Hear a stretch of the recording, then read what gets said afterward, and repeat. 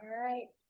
Welcome everyone to the Multnomah Neighborhood Association General Meeting of July 8th, 2025. Thank you all for joining in person and on Zoom. My name is Diane Parrish. I am the acting president. Here at Rivers Gate Church, we have 11 people in person, including one board member. And we have 16 participants on Zoom.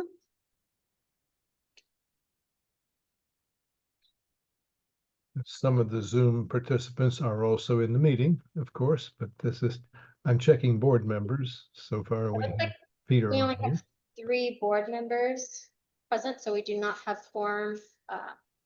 And check back in on that later. Okay. So moving on, for the agenda tonight, let me share that really quick. Sorry. Hold up.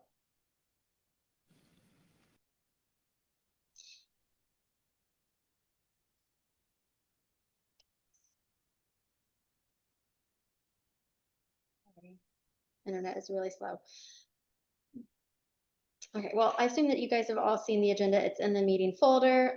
If there's no changes to the agenda, I'm going to approve it as presented, and we will move forward. For the approval of the previous meeting minutes are going to be deferred until the next meeting, which brings us to quarterly officer reports. I'll just give my president report real quickly. I just wanted to let everyone know this in the last quarter, I've organized a website task force. It's a small group that's going to be dedicated to kind of revamping the website and making it more user-friendly so we can all find the information, what we need up front. I'm also, been actively working with our board members and other committee chairs to encourage some volunteers. I have a couple of volunteer positions that we have advertised for.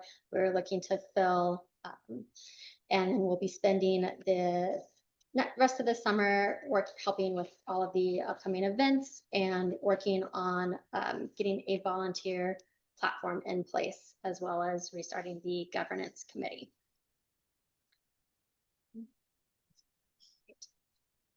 We don't have a vice president at the moment, and our secretary is not here today. She's on vacation, so I don't believe she submitted a report, which brings us to our treasurer, Peter. Do you have a report you'd like to share? Yes, thank you, Diane. I have posted a financial report on in the meeting minutes. Meeting materials. I'm pleased to report that our revenue target for the year is about $18,000, and we have 19, and we've hit 18 already. So I'm very pleased with our financial position right now, and our activities for the rest of the year look like they're right on budget. Unless there's some unforeseen and unfortunate circumstance. I want to report that we got a $500 stipend today in today's mail from the District 4 Coalition for our communication team and our communication activities. So that should strengthen our efforts to do outreach to our community. And I'd be happy to answer any questions that you may have about the budget, about the finance report.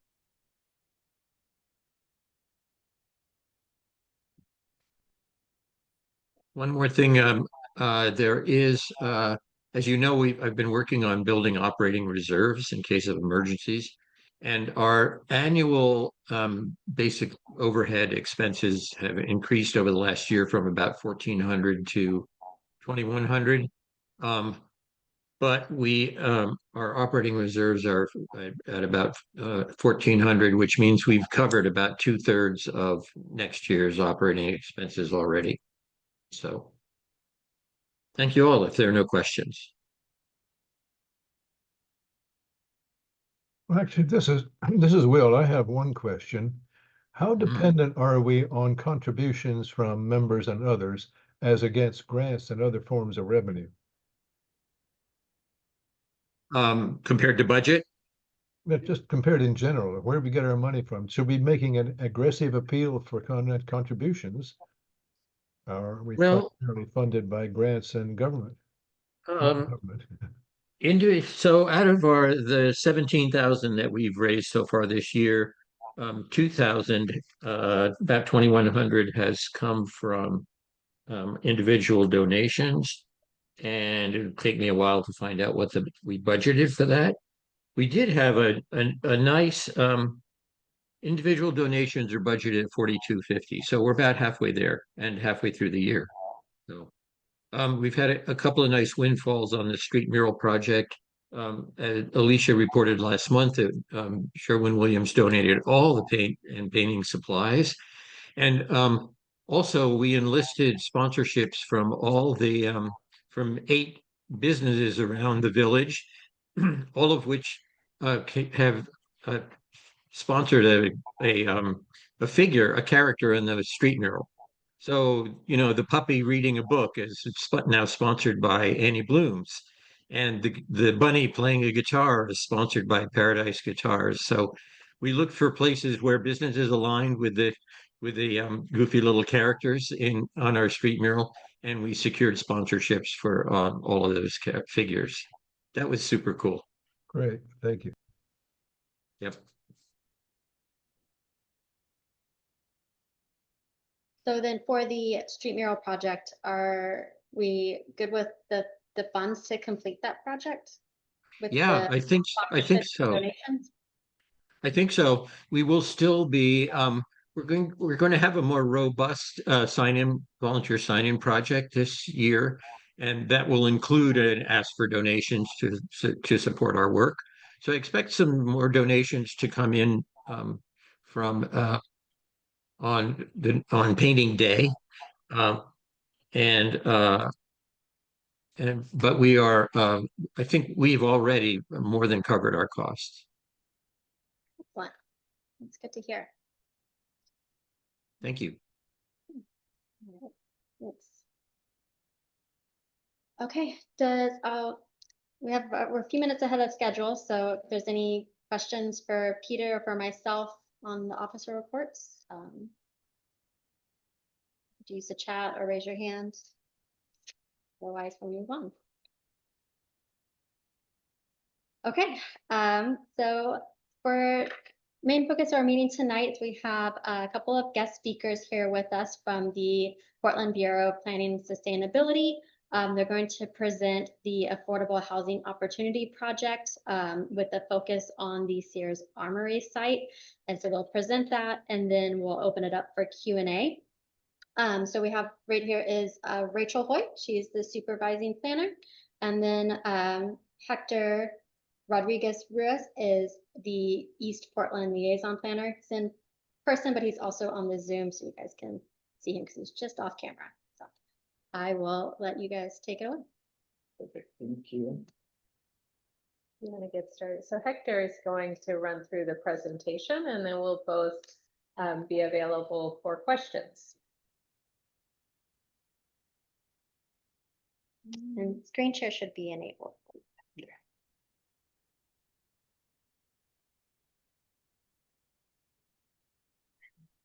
There you go.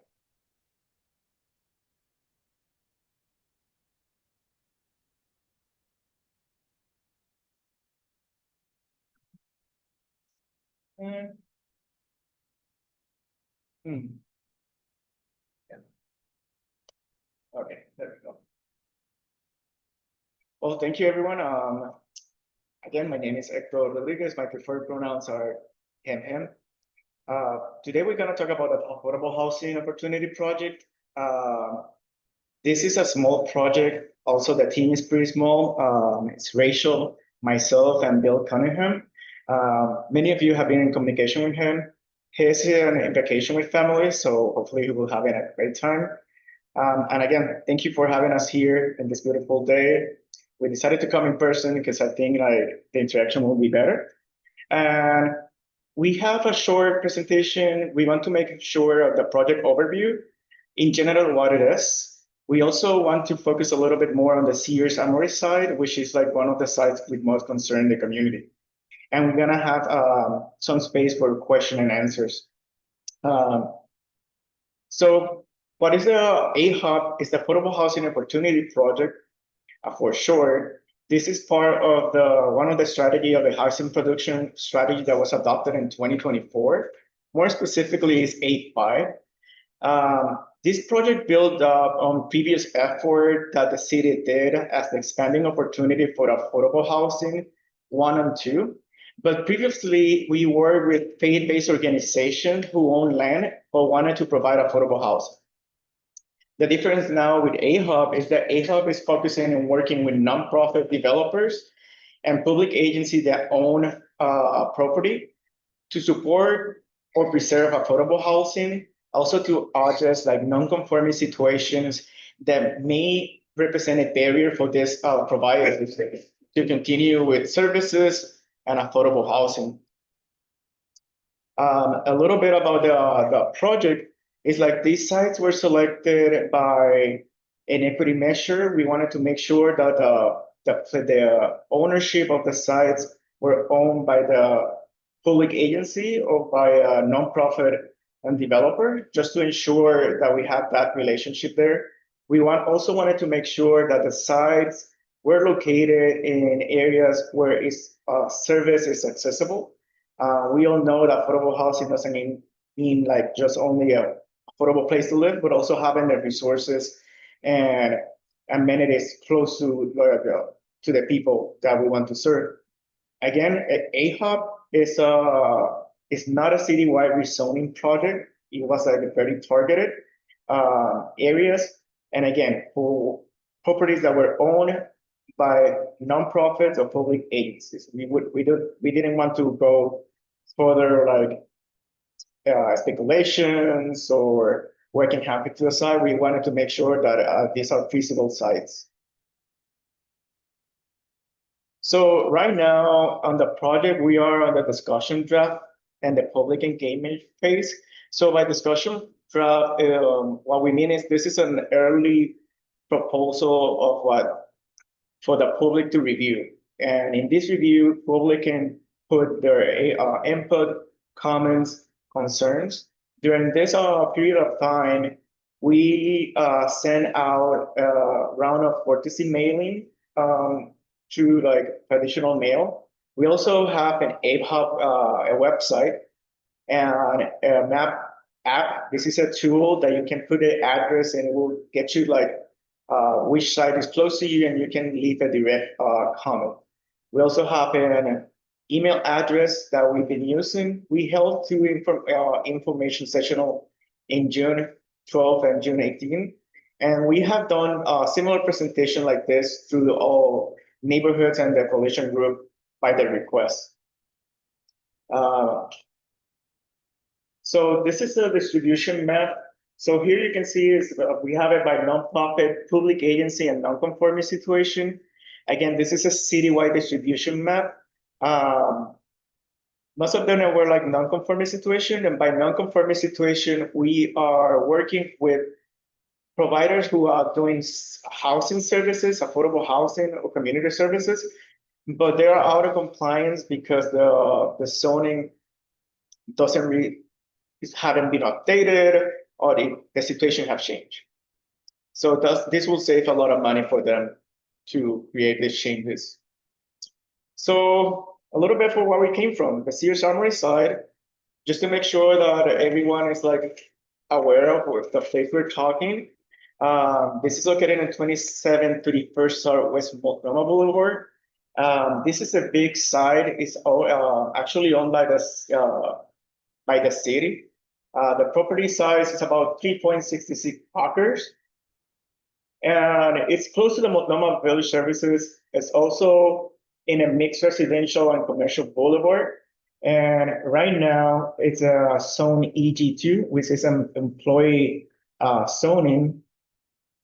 And it's been currently used by Safe Rest Village for an emergency shelter housing. So the proposal from AHOP is from moving this site from EG2 AHOP zone to CM2. So EG2 is a general employment and will not allow any type of housing. It also is very focused on like general employment. It can be there's no high limit for EG2. There's a 3-2-1. In contrast with CM2, CM2 will be more flexible in allowing residential uses, services uses.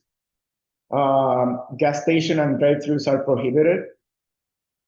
Also, the height restriction will be 45 height and with a floor ratio of 2.5, which I think it will align more with the appearance and the how the boulevard is laid out, like the urban place.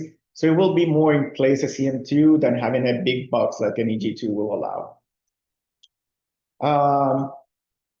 Tonight is actually the last day for comment and discussion draft, but we are setting the proposal draft in late July. And the difference between discussion draft is like discussion draft is open completely for the public. We are gathering all this input and we're creating a proposed draft, which means they have like the proposed maps, what's gonna happen, and this will be gonna take it to the commission hearing on August 26th. Please note that also there's a space to offer public testimony on the proposed draft and during the commission hearing. And we're planning to have an adoption by fall, winter of next year. Also, other project of interest, as we mentioned, data history. We can pause here. Yeah. Okay. Just a little second. It's recap 11 have something to do more. So AHOP is more about the zoning of for this site, and recap is more about the policy that comes with code. So that will be two different, and we'll be happy to start answering questions about the zoning for this site. Okay, so I'm just gonna, for questions, for Rachel or Hector to please use your hand or submit your question via the chat and I'll try to go in order in which they were received via Zoom and in person. So I don't see any raised hands in the chat right now. So Matt, I know you raised your hand. Just a quick clarification, if you could go back to slide 8, please, of your presentation. Yes. 1 second.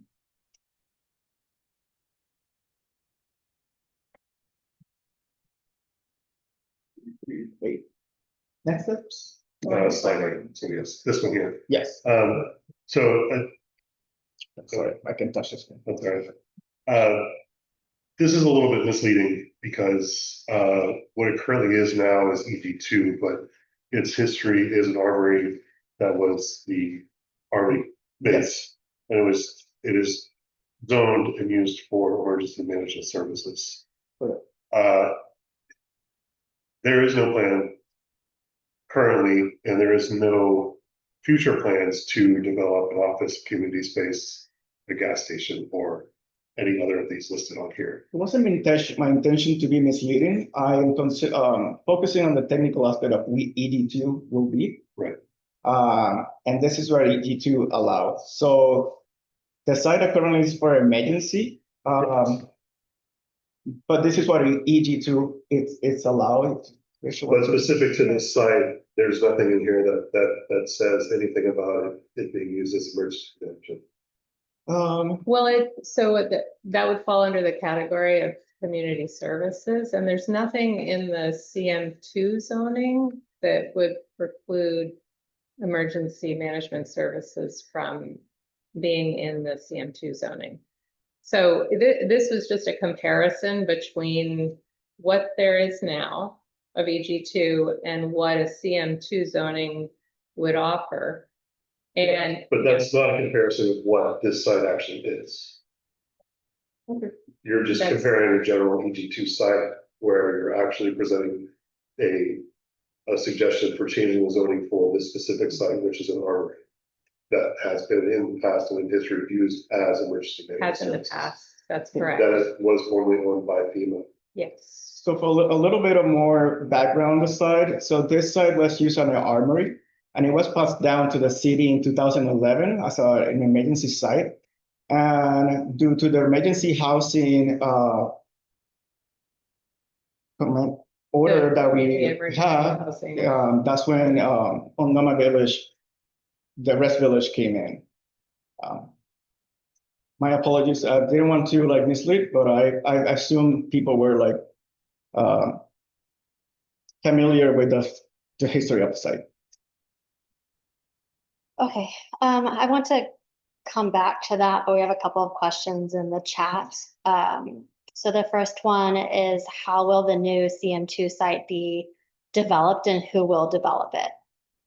So there are no plans for redevelopment right now of the site. The site is owned by the city. It's currently in the portfolio for the facilities is the bureau that currently owns it. And most likely what would happen is that that site would be transferred to the Portland Housing Bureau. And the Portland Housing Bureau would then, it would become part of their portfolio. And what they've indicated to staff at BPS is that they would then begin an extensive community engagement and planning process to figure out what would be on the site in the future. But there are no plans at this point for that. Right now, the site is used as a safe rest village, and that is the current plan as a temporary use. Go ahead and no, you can go ahead, but if you want to say your name and then. Okay, we had one question from Patrick. I'm gonna kind of combine your two questions. So Patrick asked, is the main purpose of the zoning change then to allow the Safe Rest Village to continue as a non-conforming use, and then to please define affordable housing by the Bureau and city? So in the event that the housing emergency, which right now is in effect and continues through 2027, if that was to end, the Safe Rest Village is not an allowed use. In fact, in the EG2, and residential uses are prohibited under the current zoning. So what this does is, in the event that the housing emergency ends, we are, through this zone change, proposing that, which the CM2 would allow residential. So yes, it is helping to facilitate the Safe Rest Village staying in place in the event that the housing emergency were to go away. It also, the city, both through facilities and Portland Housing Bureau, the current council, well, I shouldn't say that, I should say past council, who adopted the housing production strategy and asked us to look at city properties for future affordable housing, felt that this would be a good location for us to consider for a zone change for future redevelopment for housing, both market and affordable housing. I can get you the definitions of what the city considers to be affordable. There are different levels of affordable housing, for sure. But I actually don't want to speculate at this point on what will be here, because there is not a plan for future redevelopment for housing at this site right now. Okay, yeah, I think give us those definitions would be great. Go ahead, ask your question. Yeah. So the plan as it stands now is to keep the Safe Rest Village in place. Is that correct? There's a current lease, and I did notice from the people that are here tonight, I know that Portland Solutions is also present and could answer questions about the current lease of the Safe Rest Village and operations and so forth. But yes, my understanding is that there's a current temporary lease for the Safe Rest Village that seems like it would go beyond the 2027. So that is part of, we are trying to, through this project with the proposed zone change, if the housing emergency were to go away, this would allow the Safe Rest Village to be there.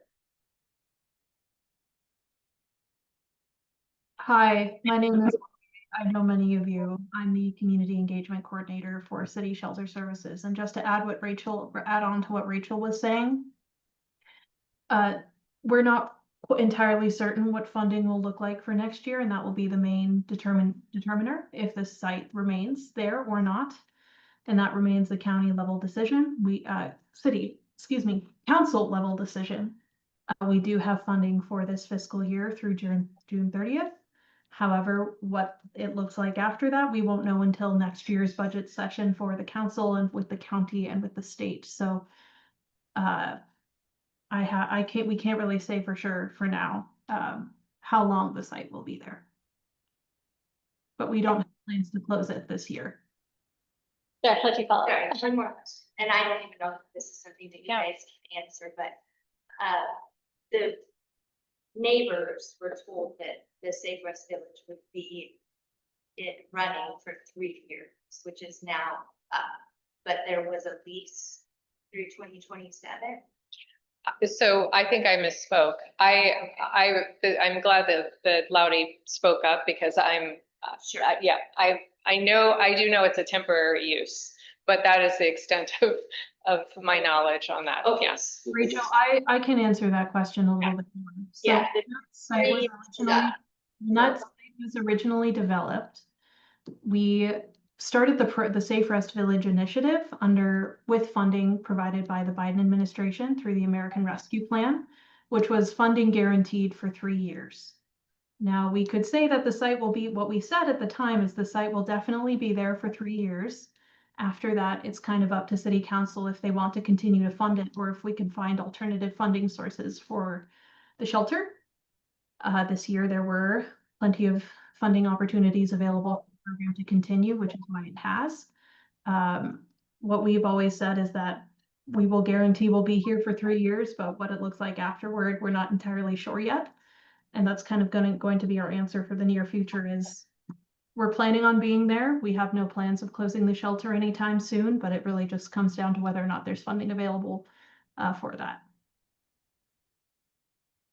Okay, one of the next questions in the chat from Lisa was, you showed some examples of a 4-story building, and the only 4-story building on Montgomery Boulevard in the immediate area is Safeway. So how are you justifying adding a 4-story building to the site as it is not at all like the other buildings in the area?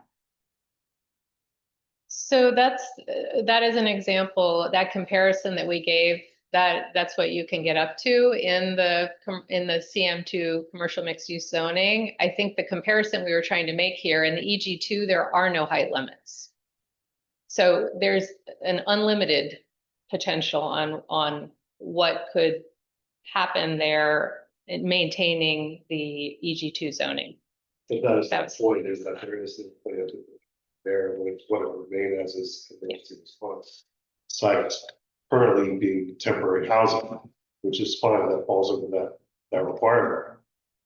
But what you're asking to do is to change the zoning and change the requirement and build a permanent structure on this property, thereby changing the use of it. So no longer it can be used as emergency response.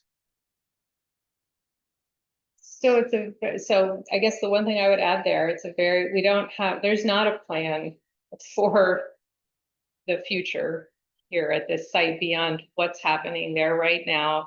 This zone change helps facilitate that residential use being allowed. In the future, if with the zone change, there could be allowed residential uses with that CM2 zone. There are, all kinds of plans that would need to happen with the community and with, I'm assuming, what would be the Portland Housing Bureau that would take ownership of the site and work with all of you and surrounding community to figure out what the needs of community are. As I said, it's a very large site. It also doesn't preclude emergency management services. I know that might I don't want to develop a site plan in my head of what could be here on 3.5 acres, but emergency management services of some sort and a residential development, I'm not sure. Could those coexist? All I'm saying is that this zone change doesn't prevent future emergency management services here or another residential redevelopment. The next question, Amanda, I think your question aligns with my question. So I'm gonna ask, my question was, given that the lot was originally purchased with the deed restriction to preserve it in perpetuity for emergency response, and that the previous city council had identified the Sears Armory site as the only viable site on the west side of the river for a catastrophe disaster response. So how does the city justify the decision to pursue rezoning for potential permanent development? Yeah, and I did reach out to PABEM, to the Portland Bureau of Emergency Management, to ask a similar question. And they did give me the name of the neighborhood emergency management contact person. I think I would strongly recommend that person should be invited to a future meeting. The person is here tonight. Oh. That's Tom. He was invited, yes. Well, I'm sorry, Tom? Yeah. Okay, Tom, I also was given, I'll just tell you really quickly.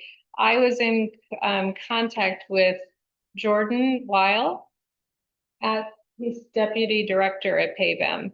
And my contacts are Jeremy and Curran. Jeremy is whose name he gave. Yeah. Yeah. Okay. Yeah, he recommended that Jeremy from PABEM come and meet with you all. Right. Yeah. Yeah. I'm the team lead for the Multnomah neighborhood emergency team. Great. And so I cannot speak for people. I see. Okay, well, I think that is also Jeremy. Maybe I missed his contact information for the city of Portland. He's a city of Portland employee, Correct. Jeremy, and I left a voicemail with him yesterday about this conversation. And, oh, good. And had not heard back. They are swamped with the staff shortages. I think for them. Yeah. So, I think that that would really be. I'm happy to send. And it sounds like Jeremy, but I'm happy to send you that contact information. And I would definitely recommend that you proceed in that way. And I've heard that expressed as a concern. And I've seen several letters in the MAP app asking similar questions to Diana and Amanda, the ones that you've put forward. So that has been documented. It's become part of the discussion draft that'll move forward to our planning commission.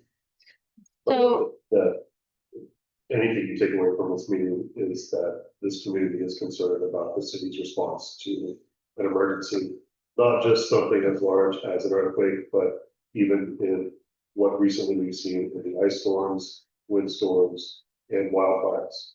And it is a legitimate concern that all of the city's assets are housed on the east side of the city, but there's nothing on the west side. That is a huge concern. I hear you, and I mean we are definitely taking that away with also the way it's been expressed through the letters. I'm assuming that the neighborhood also is finalizing a letter, if you haven't already, that will include that information.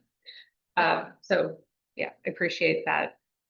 okay, clarity. Lisa, I know you have your hand up. I'm going to I think the second half of Amanda's question falls in line with this, with your decision draft that you're drafting for the city. So in this, I'm assuming you're going to make the city council aware that there's no other feasible emergency management site on the west side. And if there could be a deed restriction with the zone change, that emergency facilities must be maintained on the site. I guess, you're That's our asking question, me- like, are you yeah, asking could me should that's there the be question? a deed, yeah, that's the question. Should Could there there be be a a deed deed restriction restriction added? that could be added in your Um, discussion draft and informing the council? I know that was a previous deed. I was trying to look back through my notes here. That was a previous deed restriction. And when through an ordinance and I'm trying to find the ordinance number. I know I have this, and you all may know that this ordinance as well, that deed restriction was lifted. So I guess I can get you that ordinance number, and it would be a good thing for you to cite. But I guess what you're suggesting here, and it sounds like something that would be a part of your letter moving forward, is that you're asking if that could be reinstated. And as I mentioned, this zone change certainly would not preclude emergency management services from being on the site. Lisa, go ahead with your question.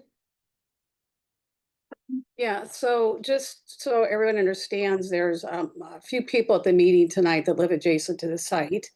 And I want to remind everyone in the whole neighborhood that we were originally told there'd be 30 pods at the Safe Rest Village. And then without minimal neighborhood input, they expanded to 100 pods. And we were told there was no further expansion. Now that Urban Alchemy is operating the site, we were told they're going to expand again and they're going to double up in the pods. And now we're going to have up to 120 people on the site. So they've expanded twice without really much neighbor input, pushing through the agenda of the mayor. My big concern and my question for both the presenters this evening is if you pass this zoning, that opens the door for you to further expand the Safe Rest Village. Are you telling everyone here tonight there will be no more people put at the site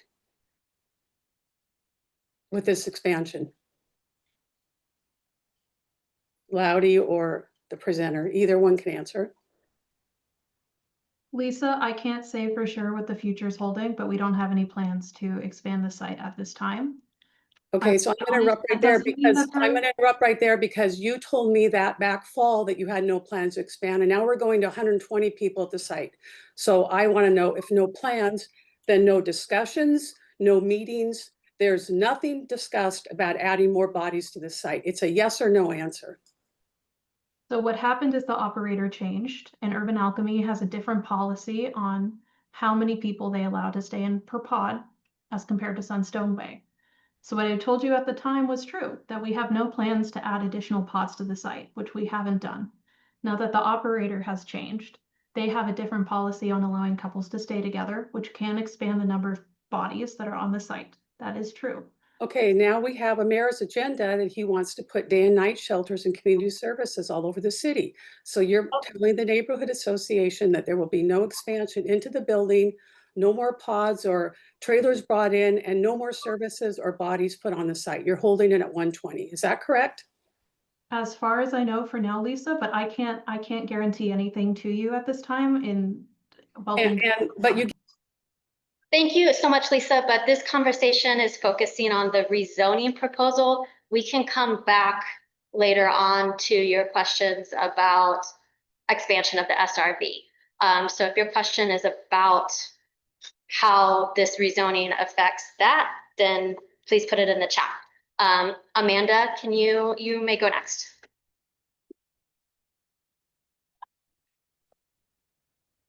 Yeah, I want to go back to the deed restriction. I know it's possible to put coders on zone changes. So I'm wondering if the Bureau is willing to put a deed restriction with the zone change to make sure that there's still emergency management services on the site.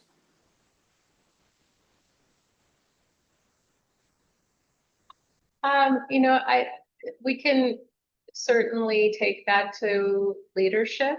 I would also recommend, we're at the point right now where this time period for initial public feedback. Again, this is our discussion draft for initial public feedback. That ends today. We will produce our proposed draft that goes before our planning commission. So certainly, we can ask that question, Amanda, and see if that's something that if leadership has an interest in that. I think we'd have to, certainly our director would be checking with our DCA and probably the mayor's office if we want to include that in the proposed draft. I would also recommend that you continue to carry forward that request if that's an interest of the full neighborhood. Carry that forward in your letter and testimony, formal testimony that would be part of the planning commission discussions. Well, thank you for that. I think it would be the whole of District 4, the whole of the West Side, that would be adamantly opposed to this rezoning if it doesn't include identification of an alternative or continuance of the emergency management function of this site. Yeah, so to follow up on Amanda's question, what kind of contingency plans are being considered to ensure that we still have adequate emergency response capabilities for the residents on the west side of the river? And has that been addressed in? Not as part of this plan, and that would definitely be a question for Jeremy. With looking back at your neighborhood person here, that would be a question for PayBem. Or I think it's a very good question to see if there are other contingency. Well, I guess a plan or site. That, like, not considered though at all when you originally brought up this discussion draft though, and the proposal to change this site. Like, was it just not considered at all? We don't need emergency services, or?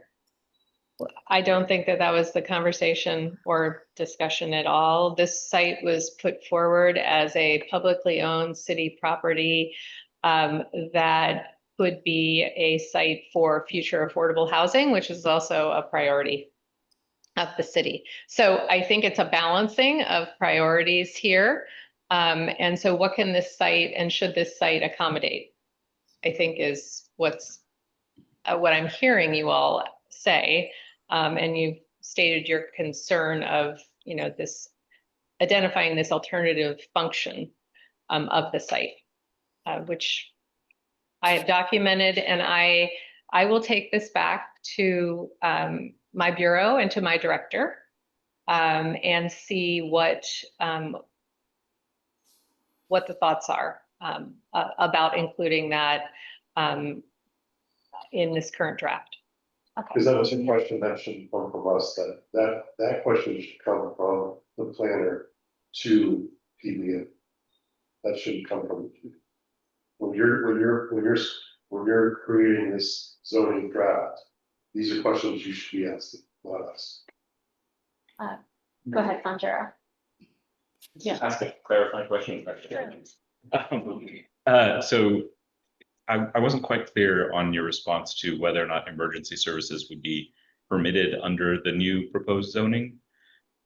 Would there be any change for what was allowed at that site if the zoning changes in terms of emergency service? So under the current zoning and under the proposal for new zoning, emergency services would be permitted. Okay. Could definitely be permitted in both cases. Under the current zoning, residential is not allowed. Sure. So So to be fair, in some ways, for emergency services purposes, there's going to be no difference between new zoning and current zoning. The difference would be that there would be more allowed or more and different allowed uses under the new zoning than just emergent. Then it would be less restrictive, I guess. that's correct. Yes, that's More flexible. Yes. Okay. Yes. I have other questions, but I'll hold. Okay, Patrick, your hand was up next. Yeah, thank you. First, I'd just like to formally object to the chair muting one of our members when she's making an important point. The existence of the Safe Rest Village is absolutely germane and not outside the discussion about zoning. We wouldn't be having this conversation if it weren't for the Safe Rest Village being there. But my question to the board is the M&A board or the organization going to take a stand or a position on this? This is a very, very big change among a long history of changes in our neighborhood, and it seems like it would be exactly something that the M&A board would take a position on based on feedback or other sort of straw polls of the membership. So are we taking a position, or are we going to allow things to just kind of roll forward? The board has a special meeting next week to discuss and take a position on this topic. Because I would just say, it doesn't sound like there's unanimous support for this zoning change from this meeting. Or even majority support. That's why we're here tonight, is to get feedback from the community on all aspects of it, for the zoning, how it affects the SRV, how it affects our neighborhood. You know, this is your time to share with the board as well as our guest speakers. So when we have a meeting to make our, to review all the information and take a stance, that we can make one that's in best favor of the community. May I, before you take the next question, because it would be remiss for me not to bring this up.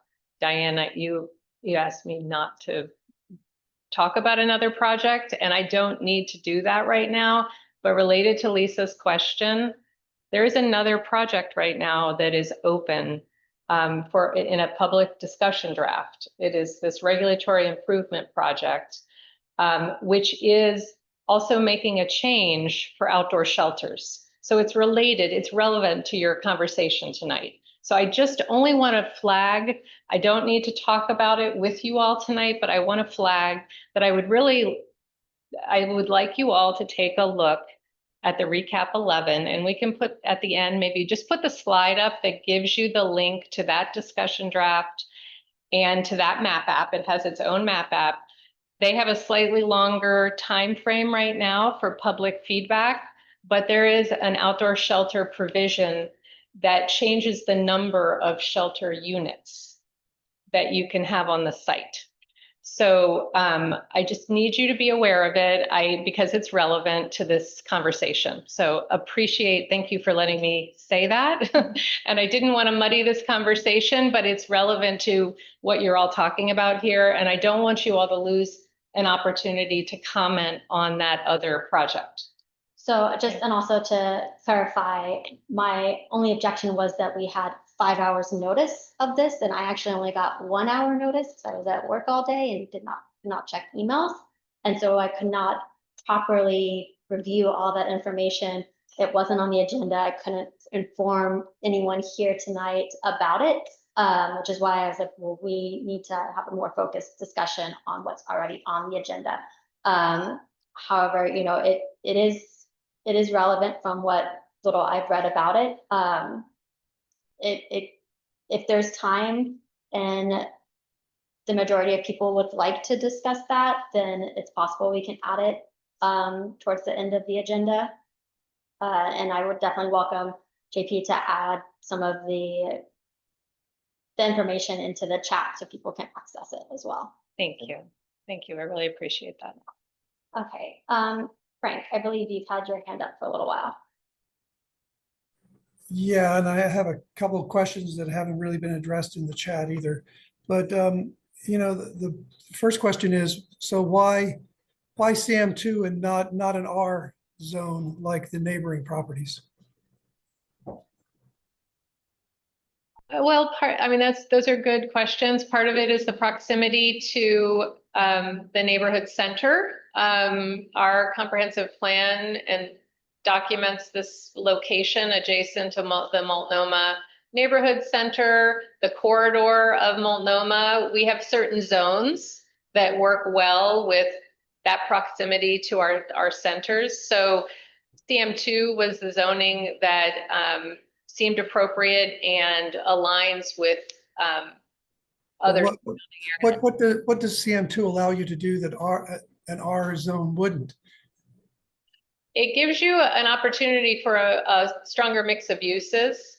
And, you know, frankly, now that you're asking that question, I wish we should pull up the RM2. The emergency management community services, that may actually could potentially be more restricted under an RM2. But JP might be able to help us answer that question too. JP, while he's the project manager on the recap project, he's also on our zoning code team. So he has a little bit more background than I do on the different, the RM2 versus CM2. So I was responding to questions in the chat and I didn't hear what the question out loud was. Okay. Well, part of the point of my question is that I suspect that with an R zone, you know, I mean, to really, I feel like it's fair to say to do what you want to do there, you might have to go through a conditional use process instead of just being allowed outright to do the community service functions, to do the you know, the sort of supportive services development that you really want to be able to do. And I think if you're, you know, whereas with the CM2, you can do that outright.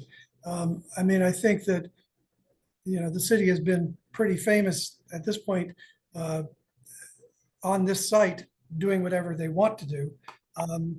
And so, you know, this just feels like, you know, a little bit further manipulation on the part of the city to position the site so that there's less resistance down the road to that sort of thing. So.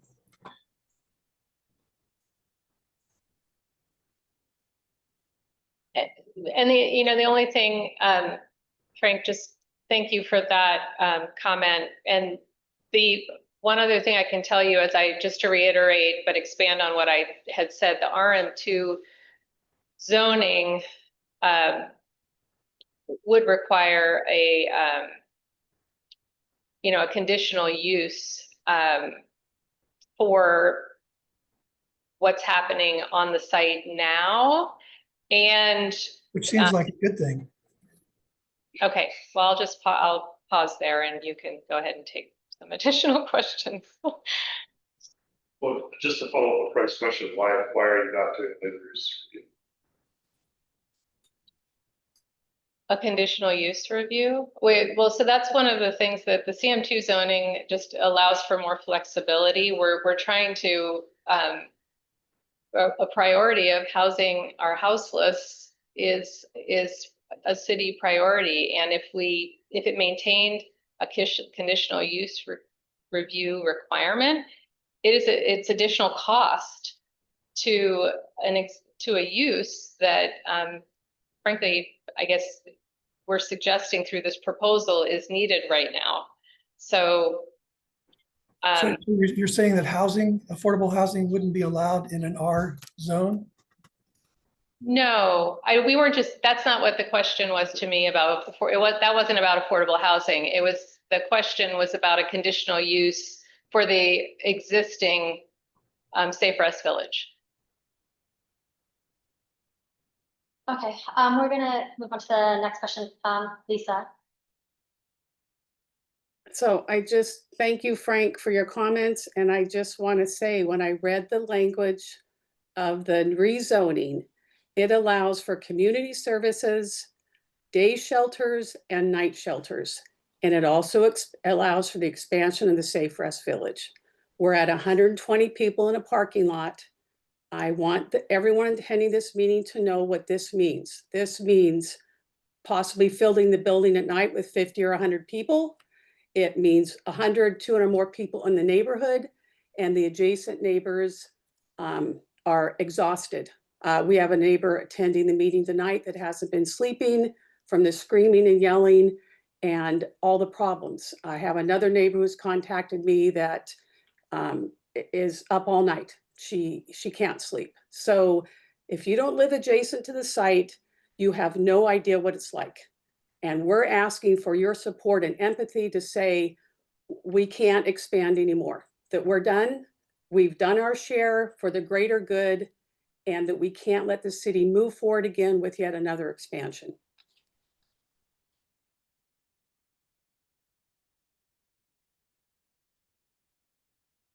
You have any comments to Lisa's point about trying to assure our neighborhood that this isn't going to be expanded yet again with this zoning change to permanent? I can't speak to the operations of the Safe Rest Village. I mean, that's When not. Rachel, I can speak to that. Everyone, if I could predict the future, I would love to tell you for sure what the plan is right now. What I do know is that we don't have the funding planned. We don't have, it would require pretty significant capital investment to put more pods on that site, which we don't have right now. But what I can say is that this mayor and this council really is prioritizing a response to our homelessness emergency. They're trying to build, as Lisa's pointing out, a variety of different shelter types to fit the level of demand that we see for the folks living outside.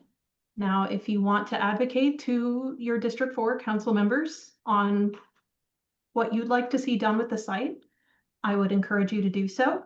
They are the ones at the end of the day who get to dictate to us what we can and can't do and what we will and won't do. So I appreciate and hear you, Lisa, on your frustrations. It's something I want to continue to work with you on. But genuinely, none of us here can say right now if the site will or won't be expanded again, because that's really just not a decision any of us get to make. And if that does change, I will be back here talking to you all about it, and I am willing to hear and have that conversation with you. But what I can say right now is that just isn't the plan. There isn't the money to do that. Thank you. Can I say something, please? I'm JP McNeil. I'm with a colleague of Rachel and Hector, and I am the project manager for Recap 11. And I know I get the sense that we're not talking, I understand that we're not talking about that here. I just want to point out that I'm seeing this discussion get a little derailed about the AHOP project because of the Safe Rest Village things. And you might be better off directing your ire towards me, and maybe we can have that at a different meeting, because the recap project, regardless of sort of what AHOP does in the rezoning, the amendment in that project is to allow existing Safe Rest villages to continue to operate when the housing emergency ends.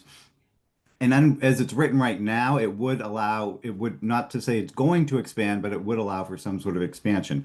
But it really isn't related to AHOP. That's sort of what we're doing in recap. So maybe if you have time on another agenda, I can come and talk to you. We've got our discussion draft is out right now. There's stuff in the comments about that. And we'll have a proposed draft that's going to the Planning Commission in September. So there's still time to talk about this, but maybe just to help sort of take the pressure off of AHOP and the Safe Rest Villages, we can talk about it at another time with the recap project. Thank you, JP.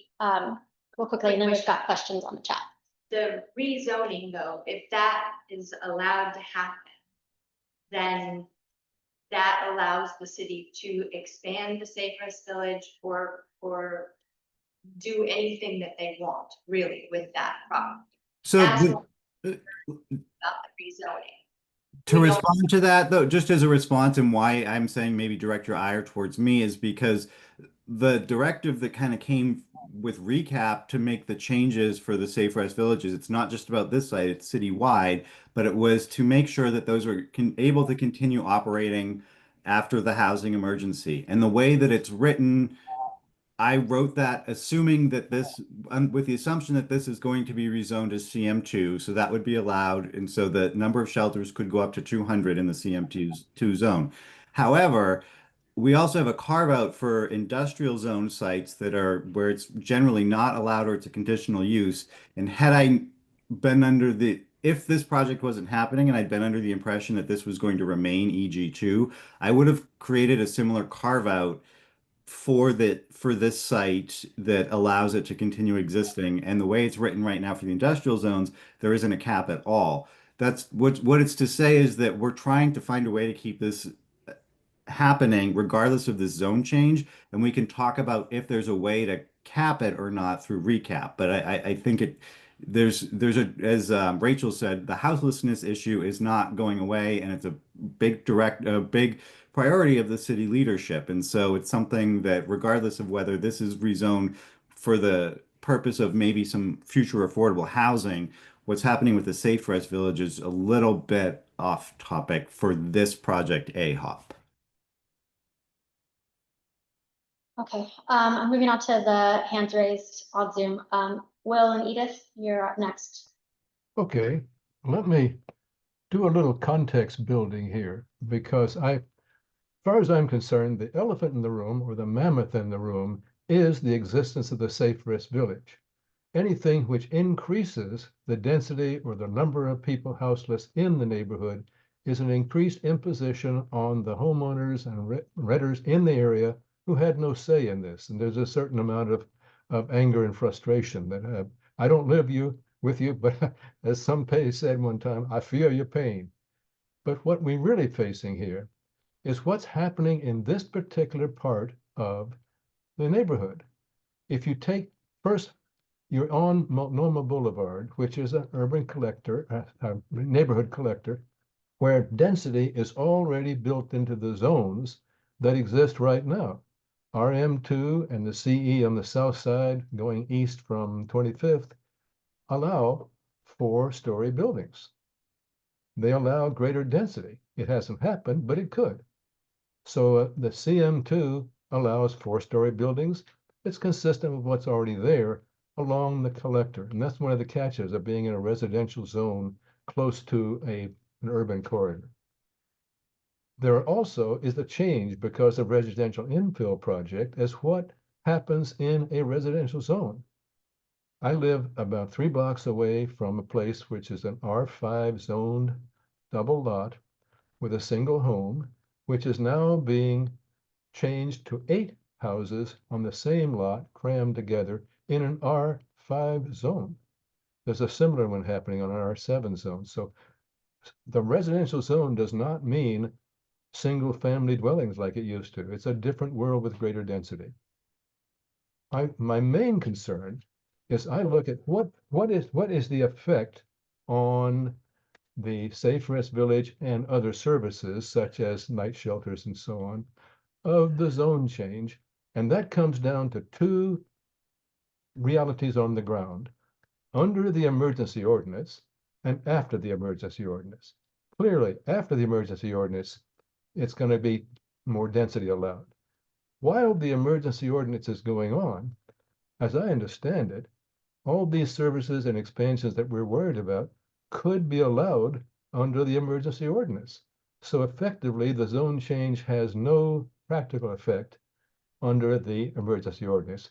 I sort of thought of it is the keeping the EG2 zone a roadblock or a speed bump. After the emergency ordinance, it's probably a roadblock.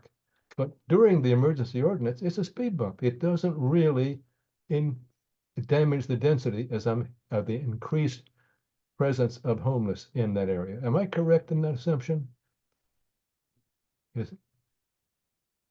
That, right, you're correct and I think, Will, we had this maybe a little bit of back and forth about this by email, but it is under the emergency, the current housing emergency, we see what we see on the site because the housing emergency is allowing all of these things to happen. So what the AHOP project with a zone change, a CM2 would allow this outright if the housing emergency went away. If the zoning stayed EG2, residential is not allowed. And, so similar, JP's project is also a slightly different directive, but looking at the number of units of these Safe Rest on these sites. that directive is also to increase that number, because I think that number now is 30. But right now, even on the Multnomah site, we have, Lauda, you can correct me if I'm wrong, but is it close to 100 at this point? It is exactly 100 units. Okay. And we have other locations where it's 120. So they are allowed right now under the housing emergency. But if that were to go away, it becomes problematic. We have uses that are no longer allowed on these sites. Okay, thank you. Sorry, Definitely. and I want to be conscious of time. I appreciate this. I mean, Yeah. we are here with you, but I know it is after the hour, so I want to be respectful of other things that you all have. Just a Definitely. point of clarification to what Rachel just said. It's actually, I just want to clarify that the Safe Rest Village, if the zone change didn't happen and EG remains, it's not prohibited. It would be allowed as a conditional use. So it would have to go through a conditional use review. I'm just gonna take a couple. Stefan's had his hand up for a long time, so we'll take his question. And then if there's any comments in the chat that we want to address, we can do that. For the next couple of minutes, and then we can move on with the rest of our agenda if there's no further questions. Hi. So most of the things that I wanted to just throw out there are things that other folks have said. But in general, I'll just recap some of the comments that resounded with me. We've had a number of discussions about this site. Every time we come and hear a proposal, and then we ask, is that it? And they go, yeah. And then like a year later, they're like, no, we're going to take more. And like everybody said, it's expanded. I'll use the word lie. I know that you guys aren't technically lying because you say we have no plans, but no one defines we. No one defines we, because you could be saying we. It's like, that's our planning group doesn't have any plans, but there are plans to expand this thing and to put in a lot of stuff there. So to me, it's lies. Second is that our community needs a bunch of other things. And when we ask for a very simple safety improvement, we're told, you're a wealthy neighborhood, your equity score is shit. Okay, and so we're going to invest over on the east side. And that's cool, but we just need a little bit of safety projects here and there for our kids so that we can walk and get a gallon of milk with them. Okay, and go walk around on our sidewalks. Guess what? You can't, because we don't have sidewalks. Okay, so you keep coming in to the neighborhood and doing this kind of community improvements, but we're asking for different kinds. And in a better system, there'd be a tit for tat. You'd tell us, bend over, take 120, take 150, take 190, and we'd be like, fine, but you guys need to put in a sidewalk or a safety improvement. None of that's happening. That's BS. I know it's not any of the people on this call's issue, but the big picture is this is not okay, and it's really unfair, and it's really, really annoying to have you come in here and say we have no plans to expand it, because no one's defining we, and yes, there are plans to expand it. I'm not saying that you're a liar, but that comment in general is very misleading. Thank you.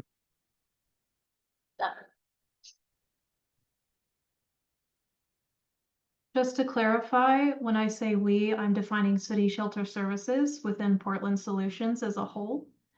You know, we are located within the city administrator's office. If anyone here has any follow-up questions for us, feel free to reach out to me directly at shelterservices@portlandoregon.gov. I just want to emphasize as well, I'm assuming best intentions of everyone here who is presenting opposing opinions, including information about the shelter. I'm sorry that people have had impacts related to the shelter. I would also appreciate if people assume best intentions of us. This project has grown and changed a lot quicker than I think any of us ever intended it to. But the housing emergency remains, and council remains dedicated to solving this crisis. So I will continue to work with you all and continue to be here, and I will share information as I know it, as I have it. And that's all I can give you.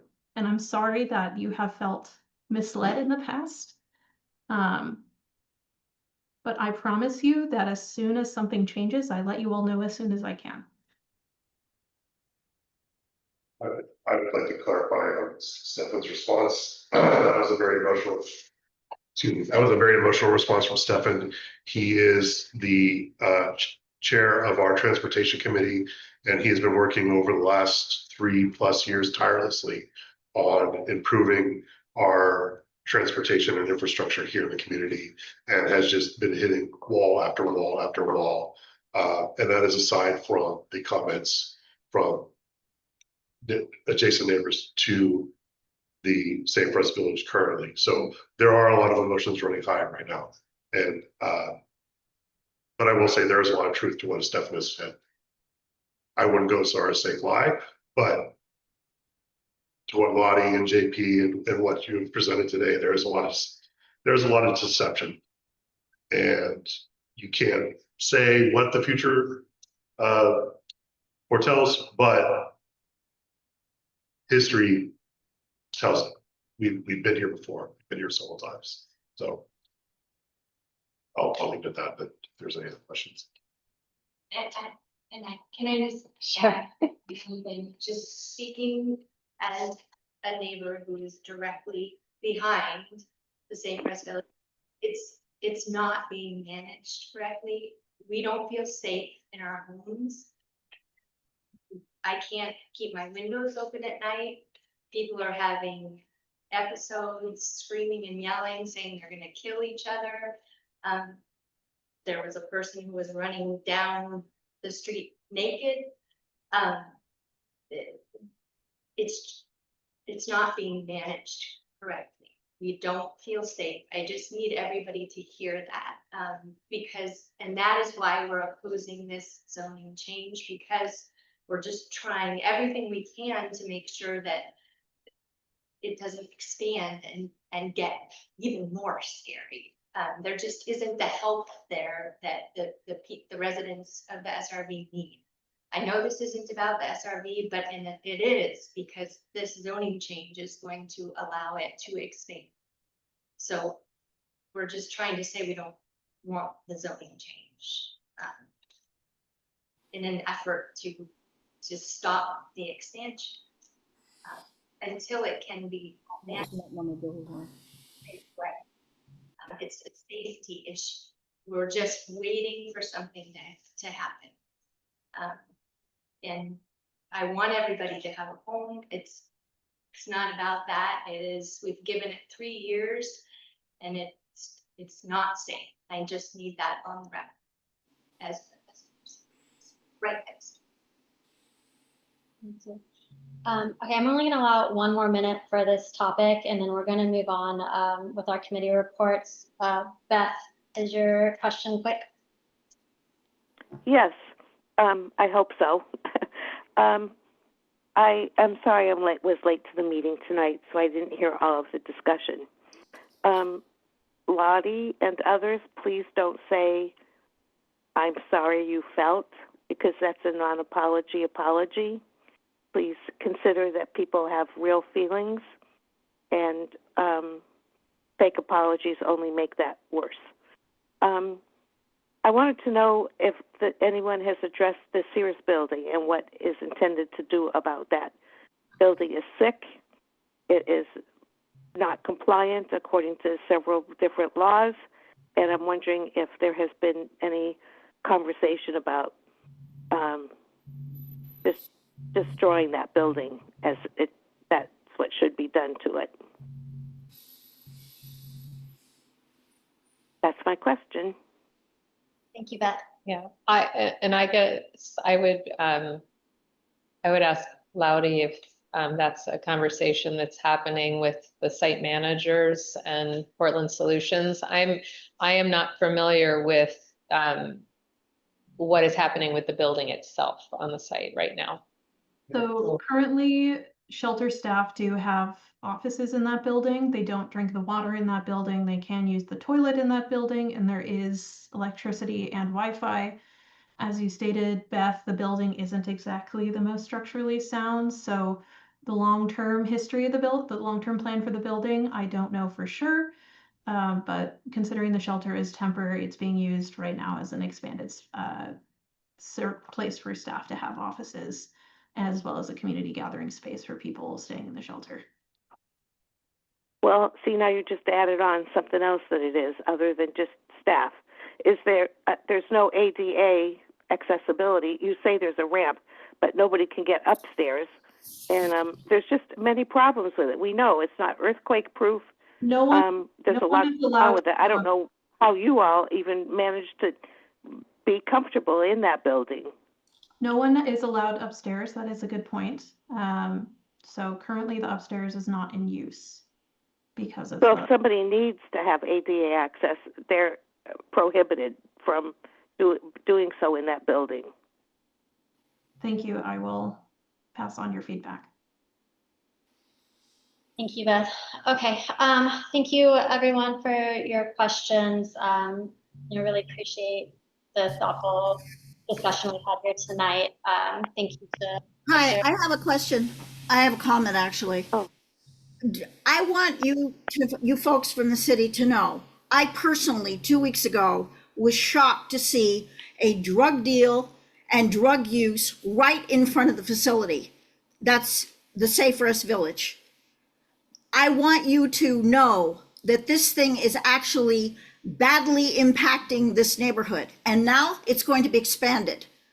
I want you to know that most people regard this as straight up tyranny. No matter what people say, the people that are impacted in this neighborhood, it seems to not make any difference. I'd like you to react to that. Lottie. I don't have any comment, but thank you. What would you do if you were in our position? You personally. Ma'am, I don't think it's appropriate for me to answer that question. I'm here in my professional capacity. You are perfectly allowed to disagree with the work that we're doing. You're allowed to voice your displeasure to your council members. I'm here to understand and hear your feedback. What I would do personally if I was concerned about a project that the city is working on is I would speak to the staff who are working on the project, who are here. And then I would reach out to my city council members to share my thoughts and opinions on something that the city is working on. We are certainly doing that.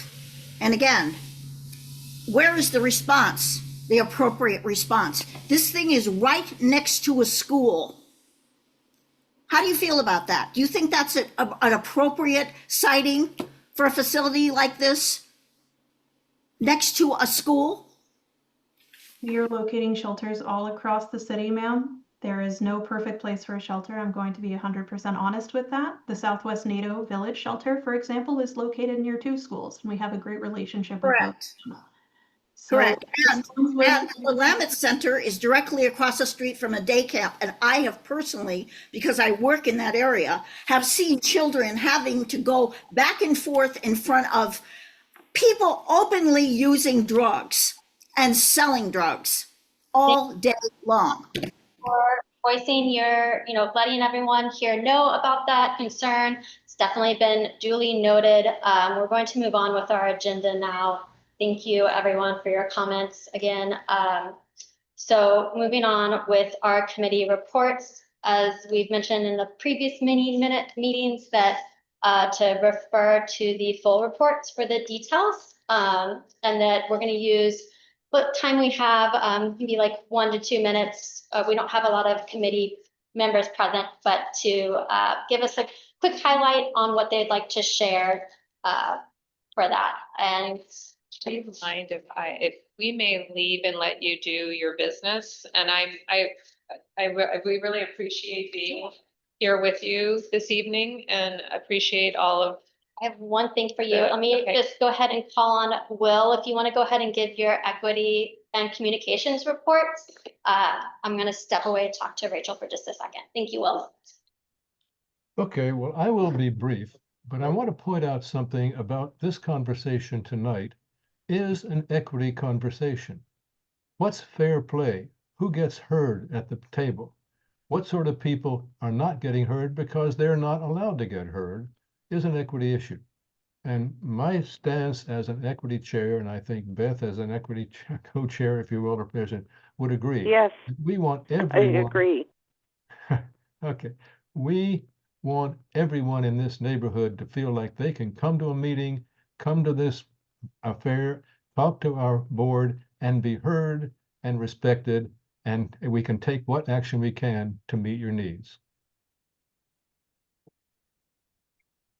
End of story. That's my equity report. Communications. Thank you, Will. Brief, thank you. Beth, you're a great member. Communication, however, is a whole different thing. We are working on improving the level of communication in a variety of ways. We're doing technical changes to our website and our social media and so on.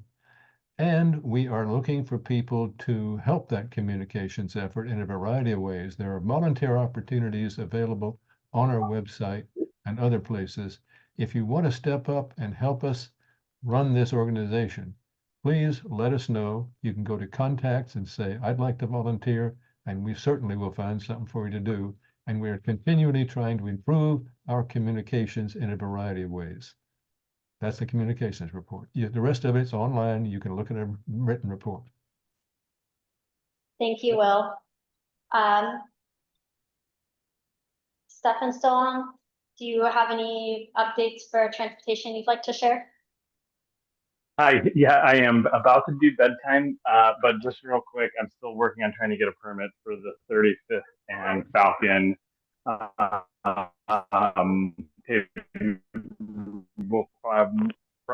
project with tree planting. Kind of had some roadblocks there, but I'm going to push through them.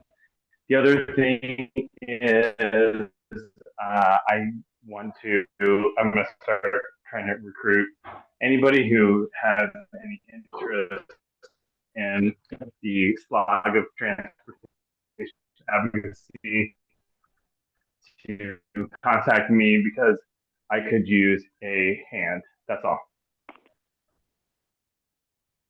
Okay, thank you, Steph.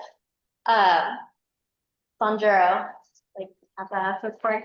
Yep, I did put the public safety report into the public folder, so you can refer to that. But the one thing I did want to make sure people knew about was that we're planning a traffic safety event around the Multnomah Bike Bus to take place sometime around the beginning of the school year. So if you're interested in participating in that or keeping tabs on that or whatever, then let me know.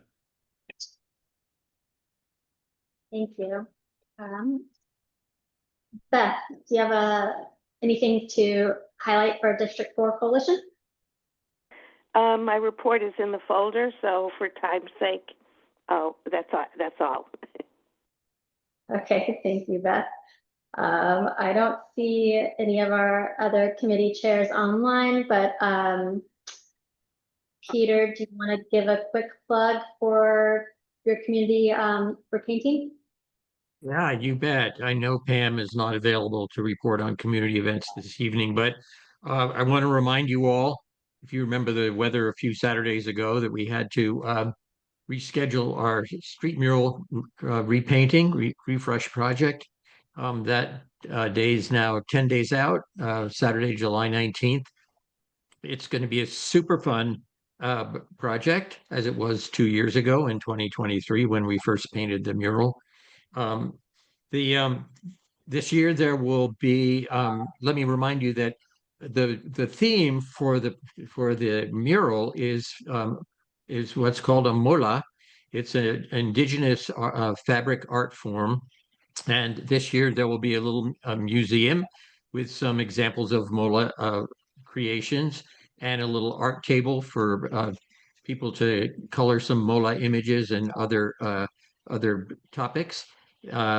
That's for young people who may be too young to wield a roller or a paintbrush or get bored too easily.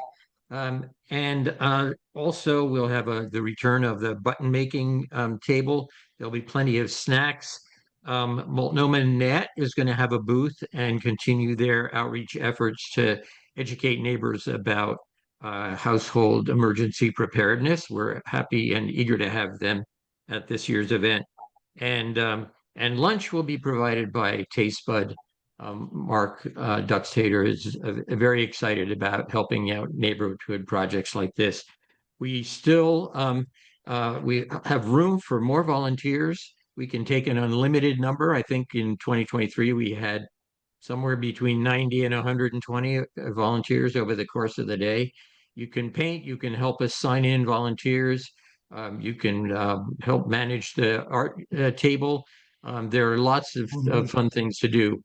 We begin setup early that Saturday morning and hope to wrap up between 4 and 5 in the afternoon. It's a special invitation to board members.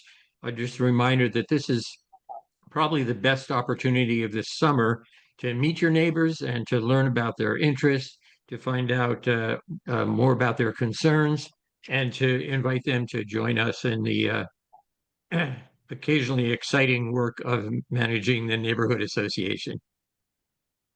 So please sign up to volunteer and come on out on Saturday, July 19th. Thank you all. Thank you. Sounds like it'll be a great event. All right. Lisa, would you like to please present for the M&A for CAC? Hi, so the report's online. Do you want me to summarize, or do you just want everyone, for time's sake, just go to the website? I think, if you have any highlight or something like a win or something. A win? Okay, the Urban Alchemy began operating at the end of June. The neighborhood ambassadors are going to continue their perimeter patrols. And now the hope is that Urban Alchemy is on site. They will have more ability to respond to neighbors' concerns in the evenings and weekends. That is not happening yet because Urban Alchemy does not have a direct line. And when people had problems over the holiday weekend, they were put to a dispatch line with no immediate remedy.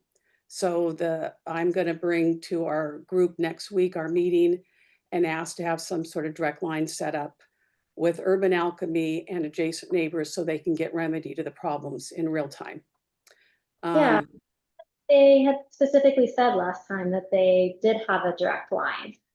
Yeah, it's a hotline. It goes to a dispatcher, but one of the neighbors was on hold for half an hour and left a voicemail, never heard back over the holiday weekend.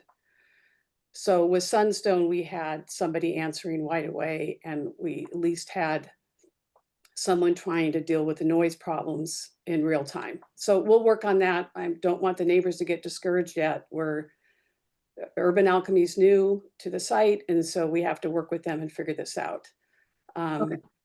We also learned over the last 6 months that when participants were exited from the site, that they were just walked over the corner in front of my house and left there. And that was concerning, but Urban Alchemy has said that they're going to find alternative shelter, and they're going to work with city outreach teams to get assistance for those that are not succeeding at the Safe Rest Village. People got to recognize that there's a new game in town. See how it works. Right. Then we were told that Safe Rest Village was expanding from 100 to 120 and doubling up the pods. We already talked about that. We did find out that the ratio of staff to participants is 1 to 20. So 20 participants, 1 person to help with whatever's going on. We also learned that Safe Rest Village is funded through June of 2026, so next summer. And we talked a lot tonight about all that. So Southwest 25th Street is now a designated permanent parking only area with no RV parking signs. And this is intended to help deter the perimeter camping and parking.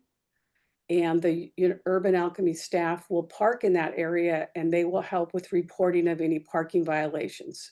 And they will, PBOT will hopefully come and enforce those parking issues. Well, that's good.